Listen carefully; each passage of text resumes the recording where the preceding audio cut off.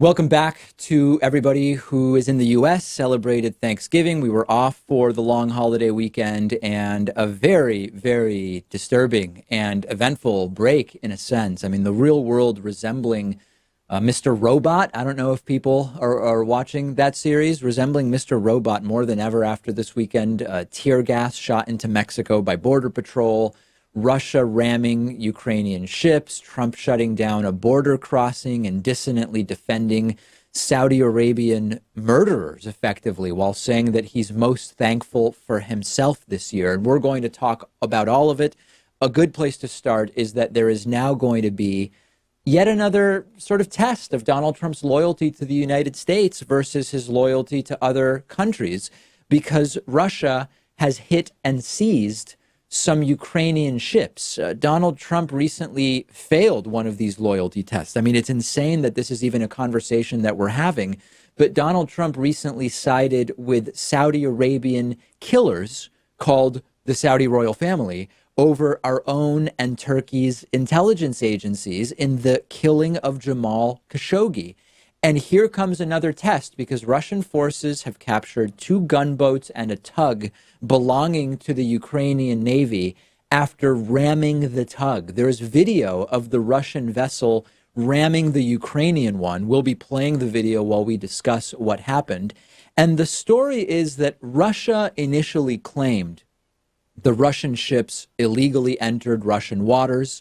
Ukraine says Russia simply tried to intercept our ships, which were sailing through a particular area of the Black Sea, a particular strait, which we will talk about, ramming their tug, ultimately being blocked by their tanker. Ukraine says the boats were hit and disabled, that there were 6 injuries. Russia saying, no, there were really only 3 injuries that we know about. Russia says, yes, we did use force, but the force was warranted. Ukraine says, no, the force wasn't warranted. The law is on our side because of a 2003 treaty, which says that the Kerch Strait, that's the specific area, the specific body of water in question, is a shared territorial water. So let's take it piece by piece. Number one, there is some legal ambiguity here in terms of the aggression and the uses of force. But the decision to escalate was Russia's decision. The Kerch Strait is a shared strait based on the current treaties that are in place. The European Union has already decided Russia has to allow access to Ukraine to that strait. Russia's in the wrong for blocking it. NATO says Ukraine has sovereignty and territorial integrity. They must have access to the Kerch Strait. So the international response has been very clear. And then as an American political show, we get to, what's Trump going to do? What's Trump going to say? Is Trump going to side with Putin's Russia? The most likely scenario in my mind is that Trump will sort of play coy and try to stay out of it, saying this is really their problem, or maybe he'll issue like a conditional criticism of Russian action. That's a common move that he does, Pat, where he'll say, well, listen, if XYZ happened, no matter who did it, whether it was Russia or anybody else, that's not a good thing. And then he just kind of like never mentions it again. That's been his MO when it comes to when he just can't defend the specific actions of Putin. He'll say, I don't care who does X, nobody should be doing it. And then it's sort of like accepted as an answer by many journalists, sadly. Well, when asked about Russia's annexation of Crimea back in 2014, Trump blamed it on Obama. So maybe we'll see that happen again. I mean, I guess Trump is lucky, though, that there were just injuries and no one was killed here, because then we'd have a situation a lot more analogous to the Khashoggi situation. I think he'll just kind of try to stay out of it as much as he can. Well, there's a reasonable question that you could hear Pat talk about what's Trump going to do and hear me talk about it. And you might say, David, who cares what the United States thinks?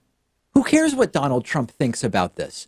First of all, come on, that's sort of playing dumb, right? To pretend that it doesn't matter how Donald Trump responds to the military aggression of a country we suspect he's in cahoots with, possibly in violation of American law. That's number one. But there's a second answer here, and it's more of a practical one. Ukraine can't retaliate in any serious way. They're just outgunned by Russia, right? Period. And they would need foreign support to do anything and to be taken seriously. And thus, the international reaction actually really matters. This is a major test. It's a test for Trump. It's a test because Ukraine's future actually does depend on whether NATO and the West defend them against Russian aggression. And this, once again, is Russia's playbook. Sow discord in the United States. Create situations where Donald Trump has to choose sides or end up looking. There's a risk to Trump choosing the wrong side, and there's a risk to Trump sort of staying out of it and increasingly being not a player in geopolitics. And just as a reminder, Pat mentioned Khashoggi. Pat mentioned the annexation of Crimea. Russia also shot down a commercial passenger plane, and there have been the most minor of consequences. Is Trump really the law and order alpha who's going to take care of business? Here's an opportunity for him to do that. And this all is related to the circumstances also connected to his reaction to the killing of Jamal Khashoggi. And that's what I want to talk about next.